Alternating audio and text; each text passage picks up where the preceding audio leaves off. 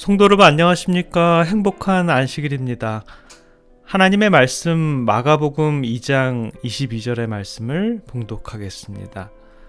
새 포도주를 낡은 가죽 부대에 넣는 자가 없나니 만일 그렇게 하면 새 포도주가 부대를 터뜨려 포도주와 부대를 버리게 되리라. 오직 새 포도주는 새 부대에 넣느니라 하시니라. 여러분 한 주 동안도 하나님의 은혜 안에서 평안하셨습니까? 이제는 곳곳에서 꽃들이 피어나는 그러한 계절이 되었습니다. 드디어 토론토에도 긴 겨울이 가고 봄 기운이 찾아듭니다. 아마도 내일부터는 또 봄비가 내린다라고 하는데요. 시간이 가고 계절이 가도 우리 예수님께서 다시 오실 날도 곧 오실 것을 믿어 의심치 않습니다. 계절이 가고 시간이 간다고 변하는 것이 아니라 우리들의 마음과 믿음이 곧바로 서 있다면 아무 염려도 아무 두려움도 없음을 우리는 믿습니다. 오늘도 우리 믿음의 가족 여러분들의 생애에 우리 하나님의 축복 안에서 거하시는 우리 안식일 되시기를 간절히 기원합니다. 로마서 3장의 말씀을 보면 사도 바울 선생님이 솔직하게 그의 인생에서 깨달은 그러한 바를 적고 있습니다. 좀 살펴보면 의인은 없나니 하나도 없다. 유대인이나 헬라인이나 모두 다 죄인이다. 우리들의 목구멍에서 나오는 모든 것들이 죄악된 것이다 라고 이렇게 말을 합니다. 그러면서 이 로마서 3장 19절과 20절의 말씀을 통해서 믿음으로 말미암는 의의 진수를 설명하고자 하는데요. 우리들의 의는 행위로 말미암는 것이 아니고 오직 믿음으로 말미암는다는 것이죠. 우리가 알거니와 무릇 율법이 말하는 바는 율법 아래 있는 자들에게 말하는 것이니 이는 모든 입을 막고 온 세상으로 하나님의 심판 아래 있게 하려 함이라. 그러므로 율법의 행위로 그의 앞에 의롭다 하심을 얻을 육체가 없나니 율법으로는 죄를 깨달음이니라. 사도 바울은 어떻게 이러한 결과를 도달하게 되었는지 좀 살펴보면 이렇습니다.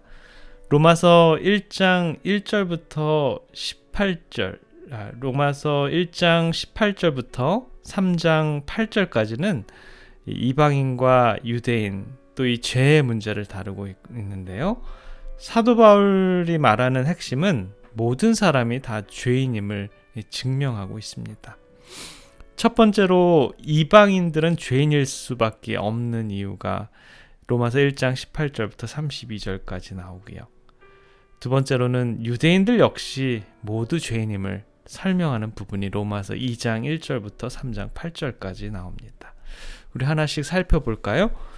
이방인의 죄는 무엇일까요? 로마서 1장 28절과 29절에 보면 요약을 해놓는데요.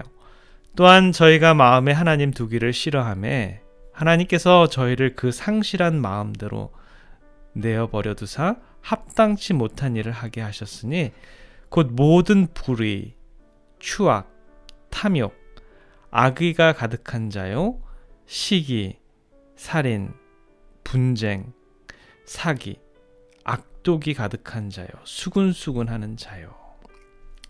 이 부분에 있는 말씀을 보게 되면 이방인들의 죄는 가장 먼저 저희들의 마음에 하나님의 두기를 싫어한다라는 것입니다. 그들의 마음에 하나님이 없기 때문에 하나님께서는 그들의 그 상실한 마음을 그대로 내버려 둔다라고 합니다. 결국에는 이 생명이신 하나님과의 관계가 끊어졌기 때문에 이방인들은 죄인일 수밖에 없다라고 하는 것이죠. 그렇다면 이방인과 유대인 사이의 차이는 무엇일까요? 이 부분도 사도 바울 선생님은 설명을 하는데요. 로마서 2장 17절부터 20절에 있는 말씀입니다. 유대인이라 칭하는 내가 율법을 의지하며 하나님을 자랑하며 율법의 교훈을 받아 하나님의 뜻을 알고 지극히 선한 것을 좋게 여기며 내가 율법에 있는 지식과 진리의 규모를 가진 자로서 소경의 길을 인도하는 자요 어둠에 있는 자의 빛이요 어리석은 자의 훈도요 어린아이의 선생이라고 스스로 믿으니. 유대인과 이방인의 차이는 뭐라고 설명되어 있죠? 유대인들은 하나님의 빛, 곧 말씀, 곧 율법을 가지고 있다라는 것입니다. 자, 그렇다면 말씀의 빛을 가진 유대인들은 하나님 앞에서 얼마나 특권을 많이 받았습니까? 그들이 그 말씀대로 행했더라면 정말 하나님 앞에서 칭찬을 많이 받았을 것입니다. 그러나 사도 바울은 그러한 빛을 가진 유대인들의 잘못을 지적하는데요. 로마서 2장 21절부터 24절에 보면 이것이 유대인들의 잘못이다 라고 이렇게 얘기합니다. 그러면 다른 사람을 가르치는 내가 내 자신을 가르치지 아니하느냐? 도둑질 말라 반포하는 내가 도둑질하느냐? 간음하지 말라 말하는 내가 간음하느냐? 우상을 가증히 여기는 내가 신사물거를 도둑질하느냐? 율법을 자랑하는 내가 율법을 범함으로 하나님을 욕되게 하느냐? 기록된 바와 같이 하나님의 이름이 너희로 인하여 이방인 중에서 모독을 받는도다. 이게 과연 무슨 말입니까? 이 유대인들이 과연 어떻게 했길래 이방인 중에서도 하나님 믿는 백성, 곧 하나님을 모독한다라는 것이죠. 유대인들은 빛이 있었습니다. 그들에게는 하나님의 말씀의 빛이 있었던 것이죠. 그들에게는 판단 기준이 있었다라는 것입니다. 그러나 그들은 그러한 말씀, 율법을 가르치고 있지만 그 말씀을 받지 않았다라는 것입니다. 그들은 하나님의 말씀의 빛, 하나님의 빛인 그 말씀을 그들의 마음의 중심에 가지고 있었지만 진정으로 그 말씀을 마음속에 가지고 살지 않았다라는 것입니다. 그래서 그들은 도둑질하지 말라라고 가르치면서 그들은 도둑질을 했고요. 간음하지 말라라고 하면서 그들은 스스로 마음으로 간음하고 진짜 실제로 간음을 했다라는 것입니다. 사람들에게는 우상 숭배하지 말라라고 했지만 그들 스스로 우상 숭배에 빠져 있었다라는 것입니다. 왜 유대인들은 이러한 현상에 빠졌을까요? 왜 그랬을까요? 우리도 그렇습니까? 우리들도 말씀이라면 누구보다도 더 잘 알고 그 말씀을 깨닫고 전하지만 정작 우리 스스로는, 우리 자신은 그 말씀대로 사는 게 잘 안 된다라는 것입니다. 죄의 원어적인 단어를 살펴보면 하나님과 하나님의 뜻으로부터 빗나간 모습이다라고 이렇게 정의합니다. 그것은 곧 화살을 관역을 향해서 쐈는데 그게 맞지 않음을 뜻하는 것이지요. 그리고 그러한 죄는 곧 하나님과의 관계를 단절시킨다라는 것이죠. 그래서 죄는 단순히 겉으로 드러난 행동만을 말하는 것이 아니고 내면으로부터 하나님과의 이 뜻을 싫어하고 하나님의 중심이기보다는 자기의 중심적이고 이기적이고 교만하고 하나님을 불신하고 하나님의 속성까지도 인정하지 않는 그 하나님의 속성보다는 나의 자아를 더 드러나게 하는 그런 것이 바로 이 죄다라는 것입니다. 그러므로 우리 힘으로는 정말 율법을 진정으로 지킬 수 없다라는 것입니다. 겉으로는 율법을 자랑하고 아주 좋게 포장하면서 아주 율법이 자기네들은 지킨다라고 하면서도 마음 깊숙한 곳에서는 율법을 싫어하고 미워하고 있다는 것이죠. 그렇기 때문에 하나님의 성령의 역사가 없이는 하나님의 법을 진정으로 사랑할 수 없으며 그 하나님의 법 속에서 하나님의 진정한 사랑을 깨달을 수 없고 그것을 통해서 마음속이 기쁘지 않다라는 것입니다. 그래서 결국에는 하나님을 순종할 수 없다라는 것입니다. 어떤 여인이 이 토레이라는 이 목사님을 찾아갔습니다. 목사님, 저는 아주 화끈하게, 아주 뜨겁게 하나님의 은혜에 충만하게 살고 싶습니다. 라고 이렇게 말을 합니다. 그래서 목사님을 열심히 따라다니면서 말씀을 듣고 싶습니다. 그러자 이 목사님 말씀합니다. 자매님, 기도하시지요? 어떤 제목으로 기도하십니까? 라고 물었어요. 그랬더니 그 자매가 아유, 목사님, 저 기도 많이 하지요. 저는 필요한 것이 너무나 많아서 이것저것을 늘 하나님께 구합니다. 라고 이렇게 얘기했습니다.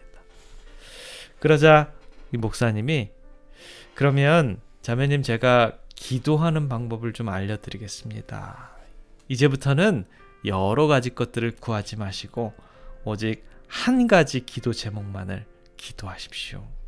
그 한 가지가 바로 나에 관한 기도입니다. 이렇게 기도하세요. 하나님, 내 자신을 보게 해주세요. 하나님, 내 자신을 내가 잘 알고 느끼게 해주세요. 라고 기도하세요. 라고 부탁을 했습니다. 그래서 이 자매는 그때부터 오직 이 한 가지 기도의 제목으로 열심히 기도를 했습니다. 그러자 하나님께서는 그 자매에게 그 자매의 자신의 모습을 보게 해주셨습니다. 그런데 문제가 발생했습니다. 하나님께서 보여주시는 대로 자기 자신을 바라보다 보니 세상에 자기보다 더러운 죄인이 없었다라는 것입니다. 모든 세상 사람들은 다 깨끗하게 보이고 자기만 더럽게 보였다라는 것입니다. 그래서 이 여인이 다시 목사님을 찾아가서 지금까지 있던 일들을 쭉 말하고 고백했습니다. 목사님은 이번에는 이 여인에게 다른 기도 제목을 주셨습니다. 자매님, 이제는 이렇게 기도해 보세요. 하나님, 저에게 십자가를 보여주세요. 라고 기도하십시오. 라고 알려주었습니다. 그때부터 그녀는 십자가에 집중했습니다. 밤이고 낮이고 십자가를 보여달라고 하나님께 매달렸습니다. 마침내 그녀의 눈에는 십자가의 예수님이 보였습니다. 자기의 그 더러운 죄악을 위해서 예수님께서는 십자가에 돌아가시고 사흘 만에 부활하신 것을 보게 되었습니다. 그리하여 그녀는 하나님의 은혜로 자신의 모든 죄를 해결하시고 용서하시는 사랑의 예수님을 만났으며 거듭나는 삶을 체험하게 되었습니다. 우리 믿음의 성도 여러분도 기도 속에서 자기 자신을 발견하시고 예수님의 십자가를 발견하여 주셔서 또 우리 하나님을 만나시기를 간절히 기원합니다. 나를 바라보도록 기도하시기 바랍니다. 기도 속에서 우리들을 구원해 주시는 십자가를 바라보시기 바랍니다. 로마서의 사도 바울 선생님이 체험한 그러한 신앙은 어쩌면 예수님께서 마가복음 2장에 새 가죽 부대에 대한 설명인 것 같다라는 생각이 듭니다. 마가복음 2장 22절을 다시 읽어보겠습니다. 새 포도주를 낡은 가죽 부대에 넣는 자가 없나니 만일 그렇게 하면 새 포도주가 부대를 터뜨려 포도주와 부대를 버리게 되리라. 오직 새 포도주는 새 부대에 넣느니라 하시니라. 새 포도주는 새 가죽 부대라는 넣어라라는 말은 흔히 낡은 것에 집착하거나 얽매이지 말고 새롭게 시작하라는 그런 말씀으로 종종 인용이 됩니다. 새롭게 변한다라는 것, 새로운 출발을 의미하는 것이죠. 주님께서 새 포도주는 새 부대에 넣으라고 하는 것은 참 일리가 있는 말입니다. 왜냐하면 새 가죽 부대는 새 것이기 때문에 그 안에서 술이 발효가 되면 늘어났다 줄었다 들었다 하는 그런 유연성이 있게 되지만 헌 가죽 부대는 늘 늘어져 있기 때문에 새 포도주를 넣었을 경우에 발효되어서 늘어나게 되면 그 가죽이 찢어지거나 터져버린다라는 것이죠. 그렇게 되면 가죽 부대도 포도주도 다 못 쓰게 된다라는 것입니다. 그 당시 예수님께서 이 말씀을 한 그런 배경을 좀 살펴보면 이렇습니다. 마태의 집에 초청을 받아 잔치를 하고 있을 때 그곳에 있던 이 바리새인들이 언성을 높입니다. 왜 예수가 죄인들과 같이 밥을 먹느냐라는 것입니다. 그때 주님께서는 내가 의인을 부르러 온 것이 아니요 죄인을 부르러 왔노라고 하시면서 세리나 죄인들과 함께 하시는 그런 영적인 의미를 부여하셨습니다. 그때 마침 이 침례 요한의 제자들도 예수님께로 와서 또 이러한 질문을 던집니다. 우리와 바리새인들은 정기적으로 금식을 하는데 어찌하여 당신과 당신의 제자들은 금식을 안 합니까? 라고 이런 질문을 하는 거예요. 예수님 당시에 의를 나타내는 모습은 기도와 구제 그리고 금식이었습니다. 역사적으로 보면 유대인들은 이 대속죄일 주간에 한번 금식을 하도록 되어 있었는데요. 시간이 지나면서 바벨론 시대 이후에는 1년에 4번 정기적으로 금식을 하는 그런 전통이 생기게 되었고요. 율법학자들이 더 하나님의 법을 철저히 지키자는 취지 아래서 더 금욕적이 됩니다. 그래서 학식이 높다라는 학자들과 바리새인들은 이것으로는 안 된다라고 생각을 해서 이 예수님 당시에는 일주일에 2번씩 금식을 하는 그러한 전례가 생기게 되었습니다. 이렇게 금식을 자주 함으로 말미암아서 그들은 더 경건하게 보이기 위해서 노력했다라는 것입니다. 그만큼 바리새인들은 경건의 생활을 중요시하고 있었는데 반해서 예수님께서는 금식도 하지 않고 잔치에 참여하신다라고 있는 것입니다. 그것도 상정하지 말아야 할 이 죄인들인 세리들과 함께 음식을 먹고 있는 것이지요. 예수님께서는 그때 그들에게 말합니다. 신랑이 혼인잔치에 있을 때는 금식할 필요가 없지만 신랑을 빼앗기게 되면 그때는 금식한 날이 온다라는 것이죠. 그러면서 새 포도주는 새 가죽 부대에 대해서 이 말씀을 하신 것입니다. 예수님의 가르침은 바리새인들과 이 율법학자들이 새로 세워놓은 이 오래된 관습을 벗어나서 하나님께서 주신 새로운 영, 곧 예수 그리스도의 영으로 채우라라는 그런 말씀이지요. 예전에 부대로 상징되는 우리들의 마음의 밭을 이제는 온전히 새롭게 새 가죽 부대가 되라라는 그런 말씀인 것입니다. 넘치게 부어주시는 우리 성령 하나님의 이 영이 이 안식일 저와 여러분들에게 분명히 부어주실 것입니다. 그러나 그 부대가 옛 것인지 새 것인지에 따라서 부어주시는 성령 하나님의 영을 받아들일 수 있는 그러한 가죽 부대가 될 수 있는지 될 수 없는지를 판단할 수 있다라는 것입니다. 새 가죽 부대로 우리의 마음밭이 변화되었다라고 하면 우리 하나님의 이 성령을 영을 받아들일 것이고요. 아직도 형식적이고 겉으로만 보이는 그러한 이 신앙적인 이 바리새인들처럼 그러한 형상의 가죽 부대를 가지고 있다 그러면 그 가죽 부대에는 그 새로운 영을 받아들일 수 없다라는 것입니다. 바리새인들처럼 왜 예수님은 저들과 같이 밥을 먹지? 왜 저들은 금식을 하지 않지? 아직도 포용할 수 없는 그러한 신앙. 아직도 신앙생애를 하나님과 나의 신앙이 아닌 보이기 위한 그러한 신앙.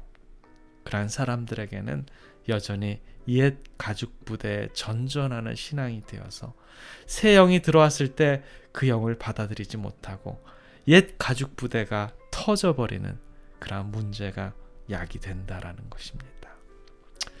바리새인들의 그들의 마음에 예수님을 받아들이지 못하고 예수님을 죽이기 위해 율법을 이용해서 메시아를 죽이는 그러한 일들을 했던 것처럼요.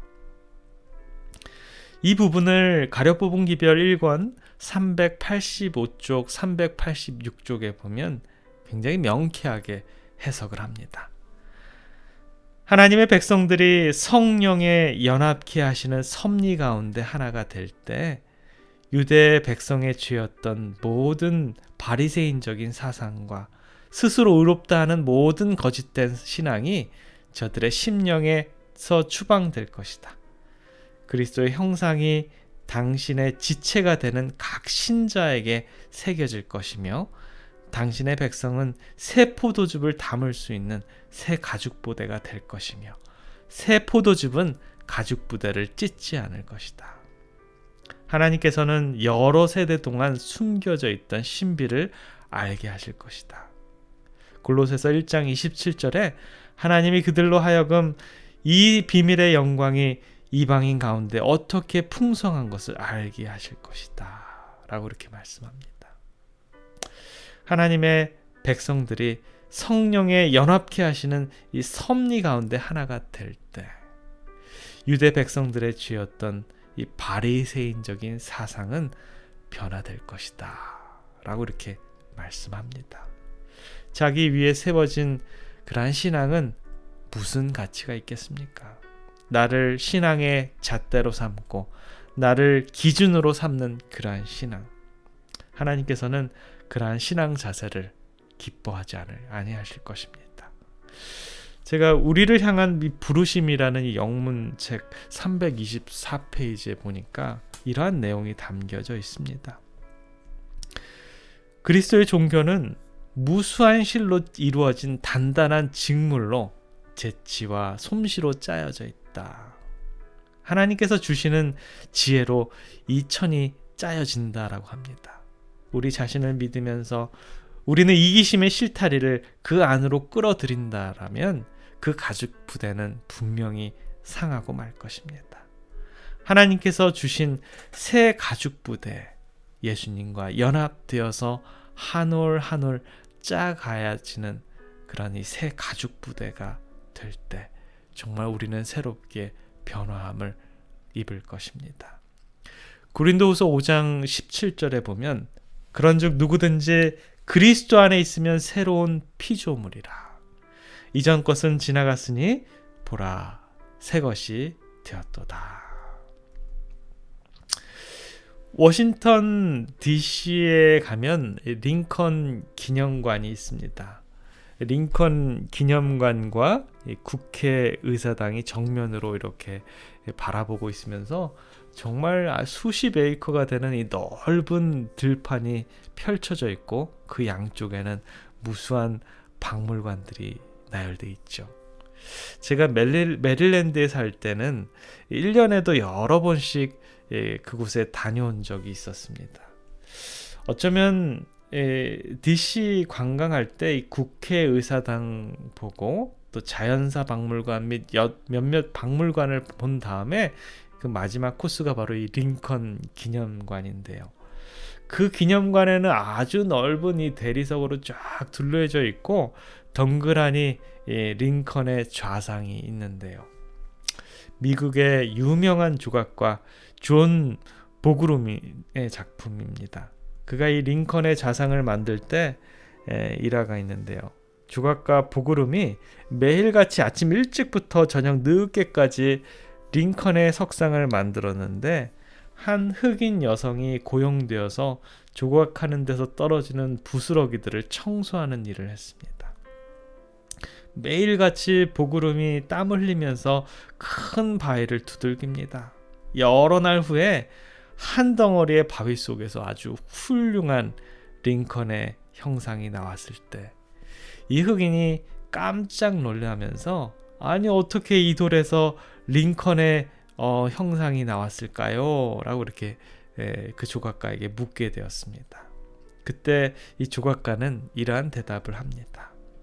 이 돌로 이 링컨의 형상을 만들 수 있는 것은 이 돌로 링컨의 형상을 만들 수 있다라는 것을 믿고 이 돌 가운데서 링컨의 형상이 아닌 부분을 하나씩 다 없애버렸더니 이렇게 되었습니다. 라고 이렇게 말하는 것입니다. 인간은 원래 하나님의 형상대로 창조되었습니다. 그러나 범죄, 타락이 그 우리들의 형상을 파괴하고 되고 만 것이죠. 이제는 하나님의 사랑으로 예수 그리스도의 구속의 은혜, 성령의 역사로 힘입고 다시 하나님의 자녀가 되어서 그 파괴되었던 원래 형상을 우리는 되찾아야 하는 것입니다.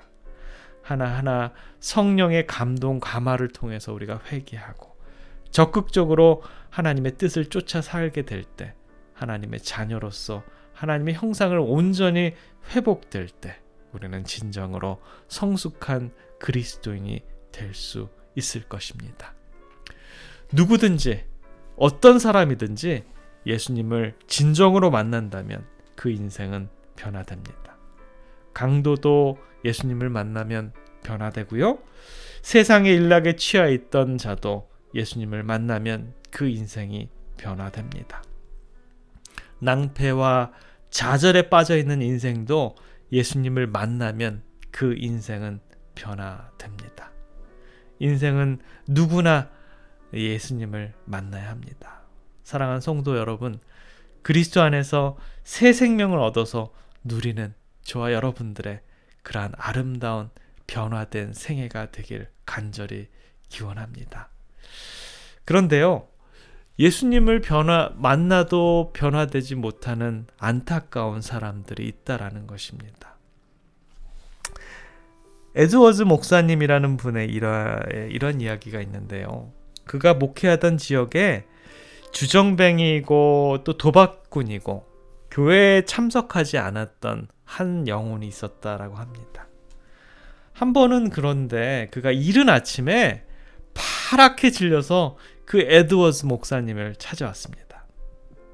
그리고는 이런 말을 합니다.